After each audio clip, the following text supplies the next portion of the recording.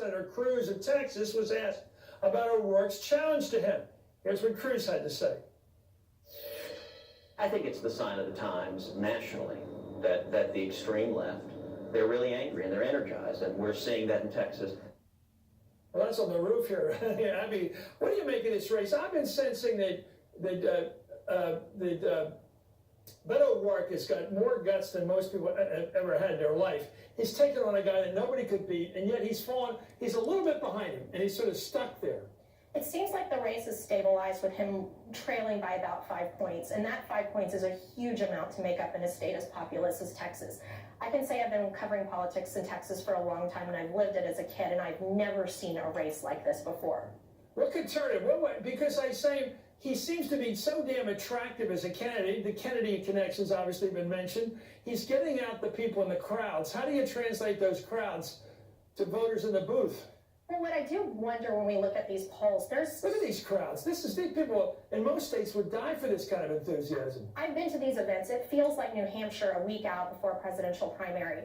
I think what it will take is, if we look back at the Virginia gubernatorial race last year, it seemed neck and neck between the Republican and Democrat, and the Republican actually lost by 9 points. So my question is, can the polling detect this kind of enthusiasm? And that's, to me, the path for him, along with consolidating the Hispanic vote. If he gets a turnout on the Democratic side consistent with a presidential year, that wouldn't even be enough, though. He has to get better than that, doesn't he? Absolutely. Hillary Clinton lost Texas by 9 points, which was a significant step forward for Democrats. But it's really hard to underscore how difficult this can be. But again, I've never seen anything like this, and I can imagine stranger things have happened in American politics. Why does Cruz, he seems like an unpopular sort of personality to most of us, so look at him, he's not a charmer by any means. He's arrogant. He used to say it when he was in law school. He wouldn't study with the kids who went to Penn. You know, they had to go to Yale or Harvard or Princeton. He's arrogant, and maybe that's, some people like arrogant. How about the Hispanic vote, the Latino vote? How does he get 30-some%? How'd that happen?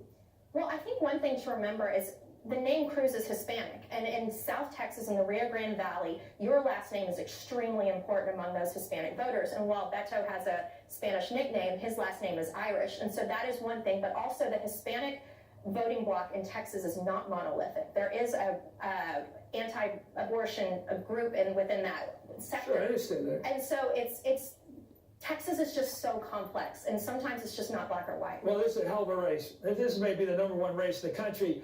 John Ralston, thank you, sir. Your reporting is fantastic. Thank you so much, as always. And Abby Livingston, we just met you. You're great. I tell you, that is the race to watch. We're going to get at it pretty soon, we hope. Up next, a stunning new report from the New York Times says a former Trump